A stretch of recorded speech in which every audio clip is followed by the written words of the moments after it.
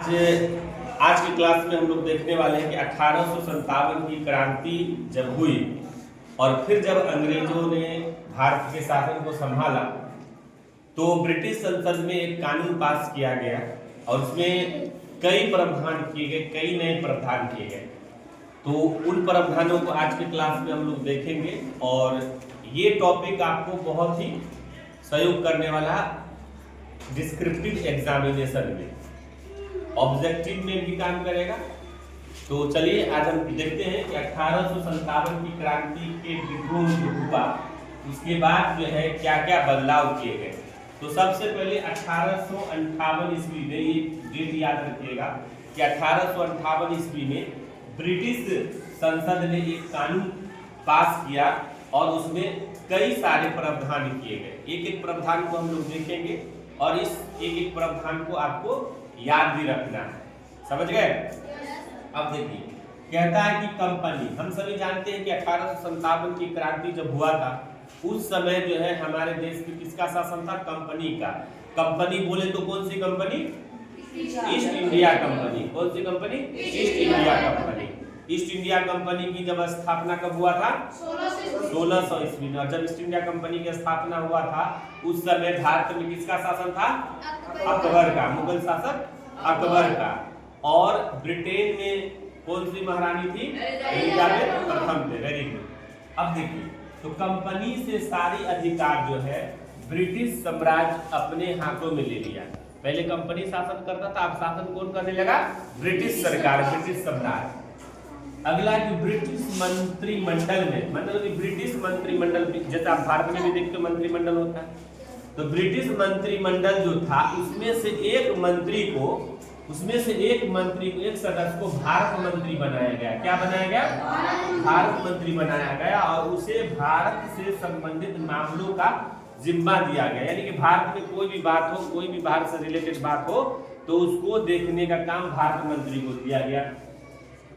और भारत मंत्री जो था इसको सलाह देने के लिए एक परिषद का गठन किया गया। भारत मंत्री को सलाह देने के लिए एक परिषद यानी कि एक काउंसिल का गठन किया गया, यानी एक समूह का, जिसका नाम था इंडिया काउंसिल। क्या नाम था? इंडिया काउंसिल कहा गया उसको। और भारत के गवर्नर जनरल, अभी तक हम क्या गवर्नर जनरल कहते थे, अभी क्या कहते थे? Governor general.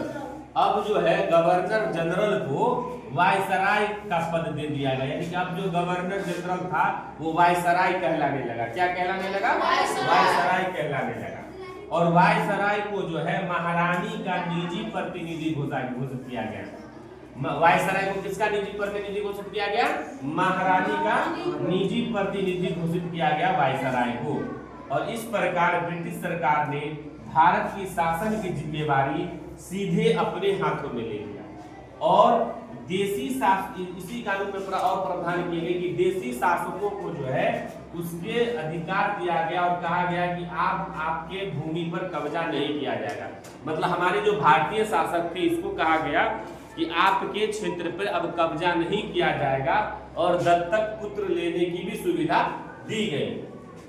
भारतीय शासक ब्रिटिश साम्राज्य के अधीन शासन करने की छूट दी गई। कहा कि आप भारतीय शासक हैं, आप ब्रिटेन की अधीनता स्वीकार किए, मेरे अधीन आप अपने क्षेत्र में शासन कर सकते हैं। ठीक है, अब हम फिर आगे देखते हैं।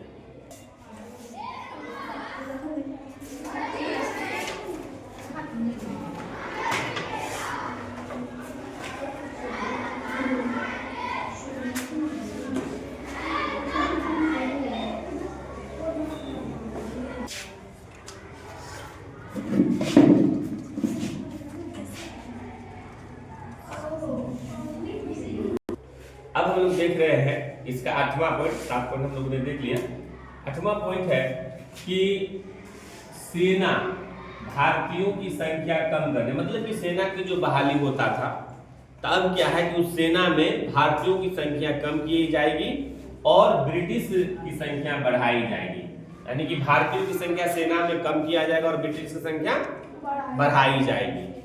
अगला पॉइंट है कि देखिए अब क्या कि अभी तक क्या होता था कि सेना में जो बहाली किया जाता था कंपनी के द्वारा, तो उसमें क्या किया जाता था कि अवध, बिहार, मध्य भारत और दक्षिण भारत से लोगों को बहाल किया जाता था सेना में।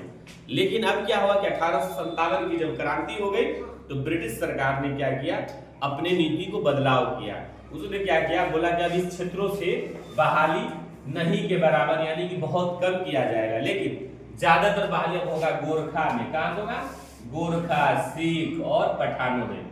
गोरखा, सिख और पठानों में। देखिए अवध बिहार, देखिए जैसे ये भारत का मान के चलिए सी है, हम कोशिश करते बनाने का, गलती होगा तो उसको ध्यान मत देना, बस समझाने के लिए कर रहे हैं, समझे? ये जो है ना, देखिए भारत का मान लिए तो देखिए अभी तक क्या होता था, अवध वगैरह ही बीच वाला भाग है, मध्य भारत, अवध, बिहार ही वाला भाग होता था, यहाँ से बहाली होता था।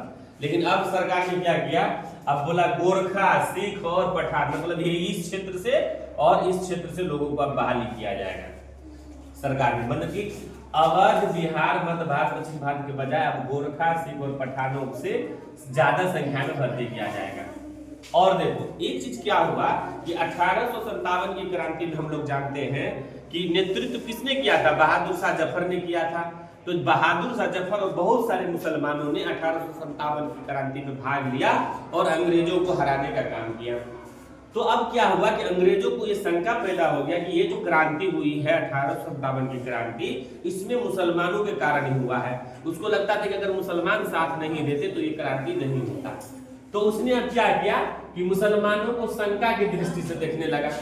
अंग्रेज जो है मुसलमानों को शंका की दृष्टि से देखने लगा और उसके जमीन और संपत्ति बड़े पैमाने पर क्या किया गया, जब्त कर लिए गए। भारत के लोगों का आगे फैसला लिया गया कि अब भारत के लोगों का जो है धर्म और रीति रिवाज, जैसे मान के चलो सती प्रथा वगैरह था, तो इस तरह के भारतीय लोगों का जो धर्म है और रीति रिवाज है उसमें अब जो है कोई भेदभाव नहीं किया जाएगा, यानी उसके अधिकारों का सम्मान किया जाएगा। और आगे किया गया कि अब देखो भूस्वामी होता था, जमींदार होता था, तो सरकार क्या किया, भूस्वामी और जमींदार के पक्ष में फिर नीति बनाया और उसको कहा कि हम आपके अधिकारों की रक्षा हेतु नीतियां बनाएंगे, और नीतियां बनाए ताकि जमींदार लोग जो है क्या करें, अंग्रेजों का साथ दें। इस प्रकार से आप देखिएगा कि 1857 की क्रांति जब हुई तो 1857 की क्रांति के बाद एक इतिहास का नया दौर शुरू हुआ और इसी क्रांति से शुरुआत से, इसीलिए 1857 की क्रांति को पहली क्रांति भी बोला जाता है। तो अब हम लोग जो है नेक्स्ट क्लास में देखेंगे। ये चैप्टर बहुत इंपॉर्टेंट था आपका, इस सारी पॉइंट्स को आप याद रखिएगा, आपकी परीक्षाएं में आपको देखने को मिलेगा। चाहे आप किसी भी एग्जाम की तैयारी कीजिए, चाहे आप एकेडमिक हो, चाहे आप क्या कहते हैं कंपटीशन की तैयारी कीजिए, सब जगह आपको 1857 की क्रांति से प्रश्न मिलते ही हैं। तो इसको अच्छे से याद कर लेना है। तो चलिए हम फिर नेक्स्ट वीडियो में यानी कि नेक्स्ट क्लास में आपसे मिलते हैं। आज इतना ही रहने दीजिए। बहुत बहुत धन्यवाद।